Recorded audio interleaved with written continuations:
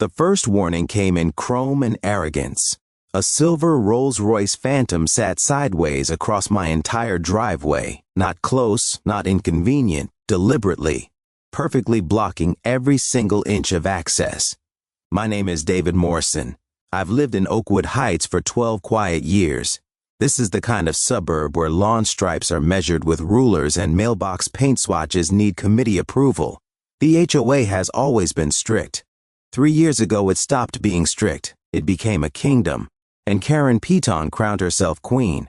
Every morning she patrolled in that same gleaming Rolls, clipboard riding shotgun, eyes hunting violations like a hawk, $200 fine for petunias instead of pansies, citation because fence posts were half an inch out of plumb.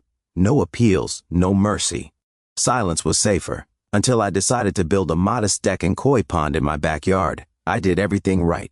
Every form, every stamp, every fee. Plan submitted, city permit secured, HOA Architectural Committee approval, signed, dated, official. Construction was scheduled to start on a crisp Tuesday morning. Monday evening, Karen appeared on my porch in her signature purple blazer, lips curved in that smile people use right before they ruin your day. "Your permits are invalid," she announced. I showed her the documents. She waved them away like cigarette smoke. "The committee has no authority without my personal sign-off. I'll be reviewing this myself." Tuesday morning, the Rolls was parked across my driveway like a silver barricade. My contractor Tony arrived at 7 a.m. with 2 trucks, a crew of 6, and a look of pure disbelief. No access, no materials, no job.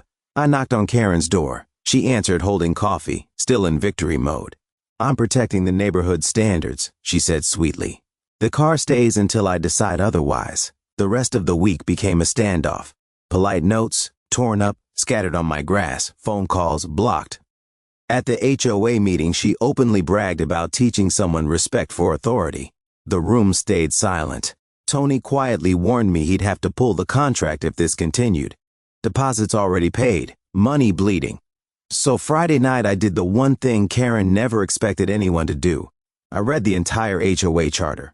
Every page, every bylaw, every amendment. And I found gold. Karen hadn't just bent the rules, she had shattered them, repeatedly, systematically, and in ways that left clear paper trails. Saturday night she escalated. She taped a handwritten sign to the windshield, presidential privilege, then pointed a security camera at her own illegally parked car, apparently believing that filming her trespassing would make it legal. Sunday morning at 7 a.m. sharp, the street shook. A 20-ton dump truck loaded with gravel rumbled down Maple Ridge Drive. Big Jim, the driver, stepped down, looked at the Rolls, looked at me. "You sure about this?" I handed him the folder. Surveys, notices, legal opinions, the relevant charter sections highlighted in yellow. He nodded once, climbed back up. Karen burst out of her house in curlers and silk pajamas, shrieking like a banshee. "Lawsuits, prison, police." I stepped forward calmly. "You're currently standing on my property, Karen."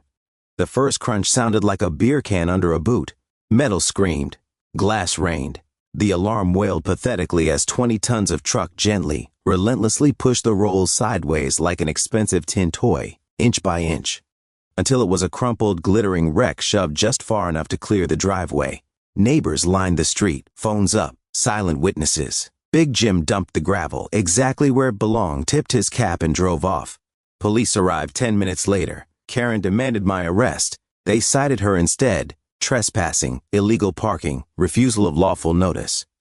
Her own security camera had recorded every polite warning she'd ignored. Insurance denied the claim.